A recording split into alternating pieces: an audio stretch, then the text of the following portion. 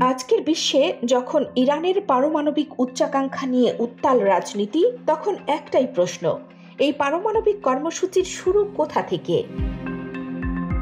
1967 সাল তেহরান। ইরানের রাজা রেজা শাহ পাহলভির আমলে উদ্বোধন হয় দেশের প্রথম পারমাণবিক গবেষণা কেন্দ্র। আর এই প্রকল্পের পেছনে যে দেশের সবচেয়ে বড় ভূমিকা ছিল, আজকের প্রধান সমালোচক যুক্তরাষ্ট্র। 1968 সালে ইরান স্বাক্ষর করে নিউক্লিয়ার নন প্রলিফারেশন চুক্তিতে। প্রতিশ্রুতি দেয় তারা পরমাণু অস্ত্র তৈরি করবে না, কিন্তু ততদিনে ইরান হয়ে উঠেছে যুক্তরাষ্ট্র ও ইসরায়েলের ঘনিষ্ঠ মিত্র। কিন্তু সময় বদলায়। 1979 সালে ঘটে ইসলামী বিপ্লব। ক্ষমতা থেকে ছিটকে পড়েন শাহ। শত্রুতায় রূপ নেয় বন্ধুত্ব। শুরু হয় অবিশ্বাসের রাজনীতি। 1984 সালে ইরান চীনের সহযোগিতায় চালু করে ইস্পাহান পারমাণবিক গবেষণা কেন্দ্র। দাবি করে উদ্দেশ্য শুধুই শান্তিপূর্ণ বিদ্যুৎ উৎপাদন। কিন্তু 2002 সালে চমকে ওঠে বিশ্ব।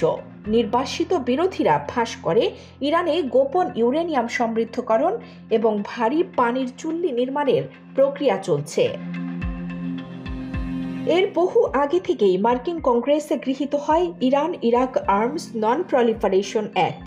1992 সালে ঘোষণা করা হয় ইরান বা ইরাকে যে কোনো সম্ভাব্য অস্ত্র প্রযুক্তি রফতানির বিরোধিতা করবে যুক্তরাষ্ট্র। আর সেই একই বছর ইসরায়েলের প্রধানমন্ত্রী বেনিয়ামিন নেতানিয়াহু সতর্ক করেন ইরান 3 থেকে 5 বছরের মধ্যেই পারমাণবিক বোমা তৈরি করতে পারে। 2025 সালে দাঁড়িয়ে আবারও উত্তপ্ত হয়ে উঠেছে পারমাণবিক বিতর্ক। ইসরায়েলের অভিযোগ, ইরান এখন যে কোনো সময় পারমাণবিক অস্ত্র বানাতে সক্ষম, আর সেই কারণেই চলছে হামলা পাল্টা হামলা। তবে ইতিহাস কি ভুলে যাবে এই পারমাণবিক যাত্রা শুরু হয়েছিল যুক্তরাষ্ট্রের হাত ধরেই? রাজনীতি বদলায়, শত্রু মিত্র বদলায়, কিন্তু ইতিহাস চুপচাপ সবকিছু মনে রাখে। কানিজ ফাতেমা, নিপা, খবর সংযোগ।